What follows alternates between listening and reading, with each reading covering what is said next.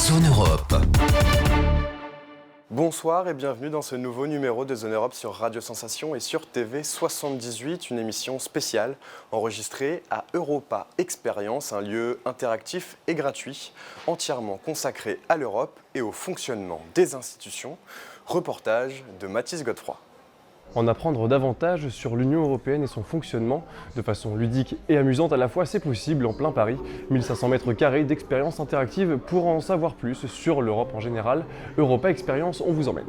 Alors bonjour Leïla, vous allez nous faire la visite aujourd'hui d'Europa Experience et je crois que la visite du coup elle va commencer par le bas, le sous-sol, c'est bien ça? C'est ça. Qu'est-ce qu'on va y voir? On va au cinéma de 360 degrés. C'est un film immersif sur l'Europe.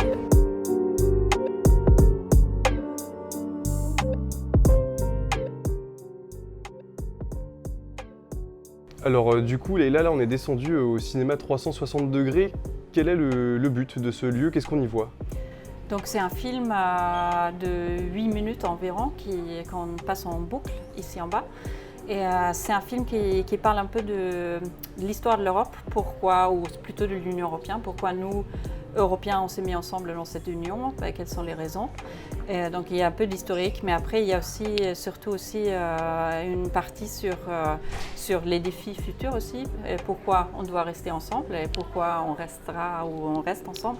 Donc là Leïla, c'est pour ce qui est de l'espace cinéma. En haut il y a tout l'espace un peu interactif, un peu moderne. On peut monter voir? Oui. Super, Absolument. on y va. En quoi consiste cet endroit? Comment il fonctionne? Donc c'est notre salle de réalité augmentée et c'est une carte de l'Europe mais sans frontières. Et ça c'est ça qu'on veut montrer aussi, que l'Europe est unie, sans frontières. Ok, donc là on peut prendre une tablette et en apprendre un peu plus du coup sur l'Europe en général? Oui, c'est ça. Essayons. Ok. Et là vous voyez, il y a déjà Barcelone qui apparaît. Je peux me balader. Je peux aller vers la France, Paris par exemple, et cliquer sur Paris et voir ce qui se passe à Paris et côté européen. Il y a une liaison ferroviaire européenne qui a été construite et donc on peut cliquer et voir une petite vidéo. Et donc là-bas il y a une deuxième table sur le Parlement, la Commission et toutes les institutions un petit peu européennes. C'est ça. Et ici on voit justement les trois institutions. Il y a le Conseil, la Commission et le Parlement européen. Et donc le fameux triangle institutionnel est représenté du coup par les lignes qu'on voit ici. Et justement, ça, c'est leur interaction. Et c'est ça qu'on essaye de montrer sur cette table, c'est que les trois institutions, ils travaillent ensemble. À Europa Experience Paris, vous avez aussi la possibilité de faire un jeu de rôle, une immersion de 2 heures en incarnant les eurodéputés. À présent, je vous propose de voir ou de revoir les temps forts de nos interviews avec les députés européens. Zone Europe, le best-of. Bonjour Pierre Laroutourou. Bonjour. Vous êtes eurodéputé, membre du groupe de l'Alliance progressiste des socialistes et des démocrates au Parlement européen et vous êtes membre de la commission des budgets. Alors on va parler avec vous aujourd'hui d'un projet qui vous révolte, le projet de Total, ICOP, c'est comme ça qu'on le nomme. Une des plus grandes entreprises françaises, Total, qui est spécialisée dans le domaine de l'énergie. Total a, selon ses chiffres, 279 employés en Ouganda. C'est là où se situe ce nouveau projet. L'entreprise est la numéro 1 en matière de distribution dans ce pays et elle possède là-bas 200 stations-service. Le groupe a annoncé donc le 1er février 2022 investir 10 milliards d'euros dans un projet d'oléoduc avec un partenaire chinois, CNOOC. Donc un oléoduc, je le précise, c'est une canalisation pour transporter le pétrole. Ce projet donc, est validé par les autorités ougandaises et tanzaniennes aussi. Alors Total va exploiter et exporter ce pétrole ougandais donc jusqu'en Tanzanie pour ensuite le redistribuer. Cet oléoduc, il impressionne par sa taille. 1443 km et permettra donc d'extraire 230 000 barils bruts de pétrole par jour. Alors voilà pour les chiffres. Vous dénoncez l'impact climatique de ce projet. On est très nombreux, vous avez raison, tout ce que vous dites est juste, mais Total passe son temps à dire, ils s'appellent maintenant Total Énergie. Ils passent leur temps à dire qu'ils ont changé. Quand on voyait les publicités à Bruxelles, à Strasbourg ou à Paris, on voit que des énergies renouvelables. Mais en fait, 75% des investissements aujourd'hui de Total, c'est dans les énergies fossiles. Alors qu'il y a un an, vous vous en souvenez, c'était à la une des Échos, l'Agence internationale de l'énergie disait que si on veut éviter un avenir apocalyptique, il faut stopper immédiatement tous les nouveaux forages de gaz et de pétrole. Cet été, en France, on a eu 3 canicules. On a eu plus de 10 000 morts. On a eu des feux de forêt en Bretagne. Quand j'étais petit, personne ne pensait qu'on aurait des feux de forêt en Bretagne. Il y a eu des inondations catastrophiques au Pakistan ou en Inde. Voilà. Donc tout le monde se demande comment stopper le dérèglement climatique. Tout le monde sait, y compris en Ouganda et en Tanzanie, qu'on peut faire des énergies renouvelables. Mais malgré tout, Total continue à faire des investissements fossiles. Et ce sont les pires. Je ne sais pas si on peut faire un zoom là-dessus. Ça, c'est l'ensemble des 8 plus grandes majors pétrole et gaz au niveau mondial. Elles continuent toutes un peu les investissements fossiles, mais la numéro 1 pour le pétrole et pour le gaz dans les 4 années qui viennent, c'est Total. Donc c'est vraiment scandaleux. Et ce projet en Ouganda, il y a déjà 20 banques qui ont dit non. Ce projet est tellement catastrophique pour le climat, pour la biodiversité. Ils vont faire des forages dans le plus beau parc naturel d'Ouganda. Vous avez des girafes, des lions, des éléphants, et c'est là qu'ils veulent commencer à la fin de l'année des forages. Il y a 100 000 personnes qui sont concernées, des paysans. Souvent, Total leur demande de ne plus exploiter leurs terres normalement, mais ça fait 4 ans qu'ils attendent de l'argent. Donc j'ai vu, on a passé 9 jours en Ouganda, nous, cet été. On a vu des enfants qui ne vont plus à l'école depuis 4 ans parce que les parents n'ont plus de quoi vivre et n'ont plus de quoi payer l'école. Donc c'est juste un scandale à tout point de vue. On n'est pas les seuls à se révolter. Il y a déjà 20 banques qui ont dit non. La Deutsche Bank a dit non, BNP a dit non, Barclays a dit non. Et puis, vous l'avez dit, il y a un mois, le Parlement européen, quand on est revenu d'Ouganda, on a fait voter par l'ensemble de ce Parlement une résolution pour dire stop ICOP, stop ce projet. Stop définitivement les forages dans le parc naturel et stop pendant un an tout le projet pour réfléchir à des renouvelables. Et donc maintenant, le but est de mettre la pression sur Total, mais aussi sur le Crédit Agricole et sur Amundi, qui sont ses principaux actionnaires. Justement, de multiples recours judiciaires sont en cours de la part d'ONG françaises et ougandaises, notamment les Amis de la Terre. Où en sont les recours aujourd'hui et est-ce qu'ils peuvent vraiment faire donc changer cette décision du gouvernement ougandais qui est tout de même souverain sur ces terres? Bien sûr, le gouvernement ougandais est souverain et je suis en contact avec des ambassadeurs, avec des parlementaires. On va tout faire pour leur montrer. C'est un point fondamental parce qu'il ne s'agit pas de stopper le pipeline et que ce soit des Chinois ou des Américains qui le reprennent. Donc aussi, y compris... C'est un des arguments de Total d'ailleurs. Que quoi qu'il arrive, le projet se fera. C'est faux. Et si ce n'est pas nous, ce sera d'abord, avec des entreprises chinoises ou américaines. D'abord, c'est faux. Vous vous souvenez, quand Joe Biden est arrivé à la Maison-Blanche, Joe Biden signe un décret pour dire les États-Unis reviennent à l'accord de Paris. Et 5 minutes après, Joe Biden signe un décret pour dire on stoppe le pipeline Keystone XL. Voilà. Donc il y a une cohérence en principe. Et d'ailleurs, il y a quelques jours, Emmanuel Macron était sur France 2. On lui a demandé est-ce que vous soutenez ce pipeline? Il a dit que la France ne le soutenait pas. Oui, mais en fait, c'est ambigu. Il n'a pas dit non plus qu'il voulait l'arrêter. Donc nous, le Parlement, la position du Parlement européen est très claire. On veut stopper ce pipeline. Et comme un des responsables du budget, j'étais rapporteur général du budget en 2021, je vais tout faire pour qu'il y ait de l'argent mis sur la table. Parce que l'Ouganda, au début, ne voulait pas ce projet. C'est Total, c'est le patron de Total, Pouyanné, qui a convaincu M. Museveni, le président ougandais. Et pourquoi est-ce que le gouvernement ougandais est intéressé? Foutre en l'air un parc naturel, ce n'est pas leur objectif. Faire du pétrole pour le reste du monde qui va polluer la planète, ce n'est pas leur objectif. Mais l'Ouganda a besoin d'argent et on peut très bien le comprendre. L'Ouganda a besoin d'argent pour un système d'éducation nationale qui soit gratuit. Aujourd'hui, l'éducation est payante en Ouganda et le gouvernement voudrait un système gratuit, bravo, et un système d'électricité. Ils auront bientôt trop d'hydroélectricité et des grands barrages. Ils ont besoin de faire un réseau électrique. Donc, je pense qu'on peut très vite arriver à un accord entre l'Union européenne et l'Ouganda en disant si vous renoncez à ce pétrole, on vous met de l'argent sur la table pendant 25 ans. Et ce n'est pas moi qui ai eu l'idée. En termes d'aide au développement notamment. En termes d'aide au développement, mais avec de l'aide qui est 100% des dons et pas des prêts. Et en fait, l'idée n'est pas de moi, c'est en 2007, c'était le patron de l'Équateur, le président de l'Équateur, Rafael Correa, qui avait une idée assez géniale. Rafael Correa, président de l'Équateur, a fait un très beau discours en disant « J'ai du pétrole dans mon sous-sol, je peux y renoncer si on me donne de l'argent en compensation ».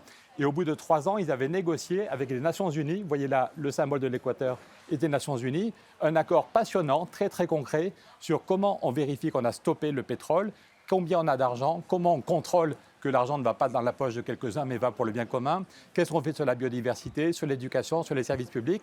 Donc l'accord signé par l'Équateur et les Nations Unies peut nous servir de modèle.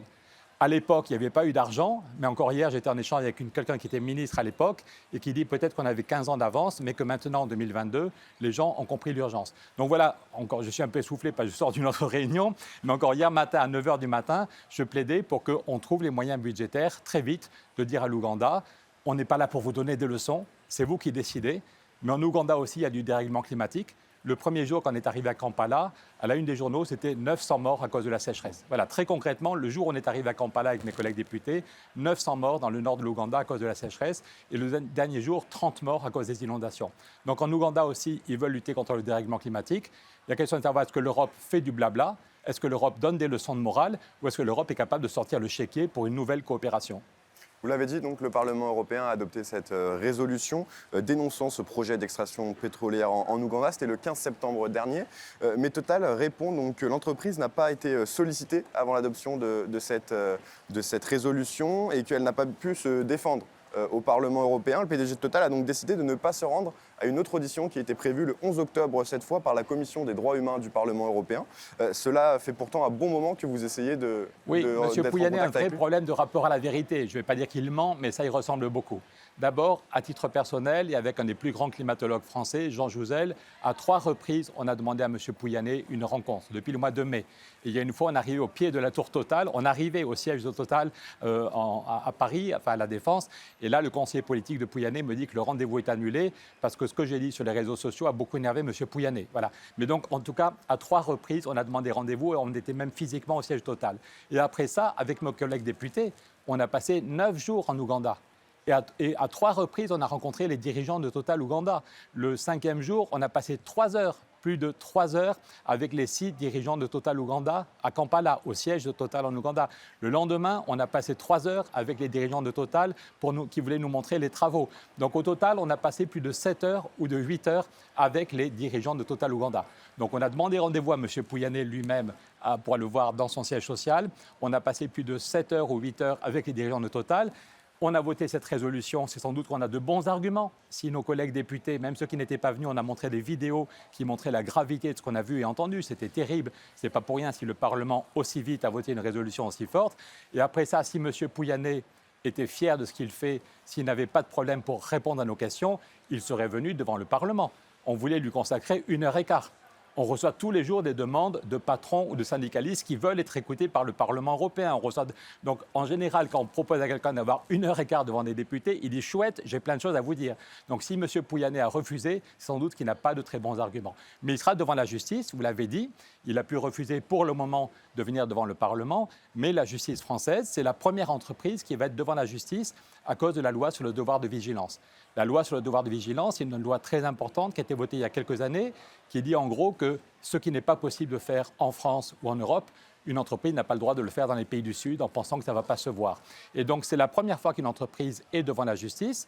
Total a tout fait depuis 2 ans pour que le procès soit repoussé. Mais le 7 décembre, ça y est, le juge a dit maintenant on ne décale plus. Il y a eu un arrêt de la Cour de cassation. Et puis le juge, encore il y a quelques jours, a dit le 7 décembre, les avocats de Total devront répondre à nos questions. Donc, on ne va pas les lâcher. Et de même, le texte du Parlement européen met devant leurs responsabilités les actionnaires de Total, les stakeholders. C'est le Crédit Agricole, c'est Amundi. Le Crédit Agricole, on le dit que c'est une banque verte, c'est la banque des agriculteurs, mais en fait, ce sont les premiers financeurs et les premiers actionnaires de Total. Et c'est quand même assez choquant. Cet été, dans tous les départements de France, les paysans n'avaient pas assez d'eau pour leur culture. Dans la plupart des départements, les paysans ont dû tuer une partie de leurs bêtes ou vendre une partie du troupeau parce qu'ils n'avaient plus assez d'herbe à cause de la sécheresse. Donc les agriculteurs sont directement impactés par le dérèglement climatique et le Crédit Agricole est le premier financeur et le premier actionnaire de Total. Donc j'ai demandé rendez-vous pour voir bientôt les patrons du Crédit Agricole, mais eux aussi devraient prendre plus sérieusement leurs responsabilités. Et à l'heure où nous enregistrons cette émission, on a appris aussi un nouveau projet est en pourparlers, celui du Total en Afrique du Sud. En Afrique du Sud, Total, vraiment, ce sont les pires. J'en ai honte. Plusieurs fois, je me suis excusé en tant que comme Français, j'en ai honte, mais vraiment, ce sont les pires dans toutes les grandes entreprises de pétrole, ce sont les pires pour les investissements. Et donc, en Afrique du Sud, ils veulent faire à 150 km des côtes, dans un endroit où il y a une biodiversité marine magnifique, ils veulent forer pour trouver du gaz. Et on vous réinvitera pour en reparler. Merci beaucoup, Quand Pierre vous voulez. Laroutour, Merci à vous d'avoir été avec nous. Je rappelle que vous êtes eurodéputé, membre du groupe des progressistes, des socialistes et des démocrates Et député européen Nouvelle Donne. au Parlement européen et porte-parole de Nouvelle Donne. Merci. Zone Europe, le best-of. Bonjour Christophe Grudler. Bonjour. Vous êtes eurodéputé, membre du groupe Renew Europe au Parlement européen et vous êtes également membre de la Commission de l'industrie, de la recherche et de l'énergie avec plusieurs collègues européens. Vous vous êtes rendu en octobre en Suisse pour évoquer les relations entre le pays et l'Union européenne. Une mission plutôt logique pour vous. Vous venez de Belfort, juste à côté de la frontière franco-suisse. Mais revenons un peu en arrière d'abord. La Suisse est entourée de pays qui font partie de l'Union européenne, mais pourtant, elle n'en fait pas partie. D'où ça vient? Alors bon, il y a historiquement le fait que la Suisse, c'est quand même une agglomération de cantons qui ont dit non à l'empire des Habsbourg au Moyen-Âge, à la fin du Moyen-Âge. Et donc, il y a cette tradition aussi d'exister par soi-même au niveau suisse. Sauf qu'aujourd'hui, la Suisse est complètement interconnectée avec les pays voisins, dépend en partie du marché intérieur européen auquel elle a eu jusqu'à maintenant un accès qu'on va qualifier de privilégié dans l'attente de relations institutionnelles plus fortes. Et donc, voilà, donc il y a cette singularité suisse qu'il faut absolument respecter, tout en ayant la volonté que la Suisse puisse être intégrée dans un mouvement plus global, parce qu'on a les mêmes valeurs humaines, la même notion de la justice, de la liberté de la presse, par exemple, et des valeurs humaines en général. Mais depuis de longues années, les relations entre l'Union européenne et la Suisse ont vu la signature de plusieurs accords bilatéraux en fonction de différents secteurs, à commencer par celui du libre-échange en 1972, puis plein d'autres, parmi lesquels l'accord sur la libre circulation, l'accord sur l'échange automatique de renseignements en matière fiscale, mais aussi donc l'accord sur l'association complète de la Suisse à horizon 2020, un programme donc pour la recherche et l'innovation. Alors selon vous, qu'est-ce qui a bien fonctionné pour l'instant dans ces accords bilatéraux et à l'inverse, qu'est-ce qui ne va pas encore totalement? Est-ce qu'on pourrait être amené à développer davantage? Alors il faut faire un rapide historique pour bien comprendre les choses, parce qu'en fait la Suisse envisageait à un moment soit d'adhérer à l'Union européenne, soit d'adhérer à l'espace économique européen. Et dans ce cadre-là, il y a eu, en cadeau de bienvenue quelque part, des accords bilatéraux qui ont été signés sur des secteurs spécifiques. Il y a eu pratiquement 110 accords bilatéraux qui ont été signés avec la Suisse.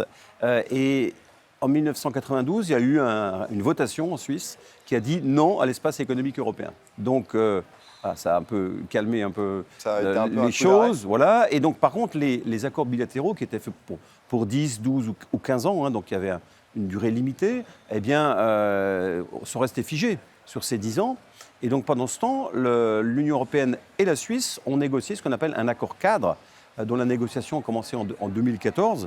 Et malheureusement, en mai 2021, la partie suisse a arrêté unilatéralement les négociations pour dire non, on ne veut pas de cet accord cadre. Donc au bout de, on va dire 10 à 15 ans de négociations, enfin de négociations exploratoires d'abord, et puis après de négociations pures, eh bien on a perdu 15 ans et on est revenu avec une page blanche. Donc aujourd'hui, ce qui manque clairement, c'est un accord institutionnel à minima avec la Suisse pour lui permettre de bénéficier de l'ensemble des secteurs thématiques qui l'intéressent et qui intéressent aussi l'Union européenne, parce que ce type d'accord, c'est un accord où tout le monde s'y retrouve. C'est l'intérêt de la Suisse, c'est également l'intérêt de l'Union européenne. Donc il faut juste mettre le curseur au bon endroit pour qu'il y ait quelque chose d'équilibré entre nos deux entités. Alors du coup, depuis cette année, le Conseil fédéral de Suisse a souhaité relancer donc, ces discussions avec l'Union européenne. Alors c'est dans ce contexte que vous avez visité la Suisse et que vous êtes rendu dans le pays. Quels étaient les objectifs de ce voyage et qu'est-ce que vous y avez fait? Alors déjà, il faut voir que les parlementaires européens et les parlementaires suisses sont en relation toute l'année. Ils sont observateurs au niveau de l'espace économique européen et donc on a une fois par an une réunion qui se déroule soit en Suisse, soit dans l'Union européenne pour justement essayer un petit peu d'avancer. Alors, j'allais dire qu'en tant que membre de la délégation Union européenne suisse, on est un peu plus diplomate que parlementaire quelque part, puisqu'on fait beaucoup de relationnel pour expliquer aussi l'intérêt de déboucher rapidement, parce que c'est l'attente des citoyens tout simplement. Les citoyens européens et les citoyens suisses veulent un accord avec l'Union européenne d'un côté et veulent l'accord avec la Suisse de l'autre. Donc en fait, j'ai déjà eu l'occasion de rencontrer il y a 10 jours la présidente du Conseil national suisse, le président du Conseil des États, et puis à côté de Zurich la semaine dernière, à Rapperswil, j'ai eu l'occasion d'échanger avec la secrétaire d'État en charge des affaires étrangères de la Suisse, Madame Leuil, avec laquelle voilà, on essaye de faire avancer les choses, évidemment à notre niveau. On n'est pas non plus président de la Commission européenne ni du Conseil européen, mais au plus concret, on a les moyens de convaincre, les moyens de dire qu'il faut aller de l'avant. vous citiez le programme Horizon Europe, c'est majeur. La Suisse a une recherche, donc c'est les fonds de recherche pour préciser, a une recherche absolument exceptionnelle. On a besoin de la Suisse pour porter nos thématiques sur le quantique, sur les semi-conducteurs, sur l'espace aussi. Il y a vraiment beaucoup de domaines sur lesquels il faut vraiment renforcer nos relations avec la Suisse et puis essayer de trouver les éclaircissements les plus complets pour ce qui l'inquiète aujourd'hui. Parce qu'il y a une partie de la population suisse qui a peur de l'Europe, qui a peur notamment du droit dynamique européen, puisque en fait le nouvel accord qui est proposé par l'Union européenne, c'est la reprise du droit européen systématique dans le droit suisse. Et donc certains ont peur de ça. Donc il faut expliquer que ça ne va pas remettre en cause le droit suisse. Ça va être un droit en plus pour les citoyens suisses dans le cadre de cet accord avec l'Europe. Vous êtes, je l'ai dit, membre de la commission de l'industrie, de la recherche et de l'énergie. Alors l'énergie, justement, en France, on manque actuellement d'électricité. La Suisse, elle, de par ses montagnes, elle a construit de nombreux barrages hydroélectriques. Il y a des accords à développer au niveau européen, au niveau de l'énergie. Alors très clairement pour moi, une fois qu'on aura ce chapeau institutionnel, il faut absolument qu'il y ait un accord sur l'énergie avec la Suisse. Alors, dans les deux sens, parce qu'aujourd'hui, l'énergie hydraulique suisse, c'est surtout de l'hydraulique de chute d'eau. Donc en fait, quand il n'y a pas beaucoup d'eau, c'est un peu compliqué de produire de l'énergie. Quand il n'y a pas beaucoup de soleil aussi, parce qu'ils ont du photovoltaïque qui est plutôt pas mal. Et donc en fait, la Suisse n'est pas loin du risque de blackout s'il y a un hiver très très froid. Donc en fait, les solidarités avec les pays voisins, c'est quelque chose qui doit aller naturellement. Et par ailleurs, la Suisse s'investit beaucoup dans les domaines de l'hydrogène, d'autres énergies décarbonées. Et donc, il y a vraiment un intérêt commun à poursuivre les relations, à aller de l'avant dans l'innovation pour justement avoir un fonctionnement énergétique le plus efficace possible.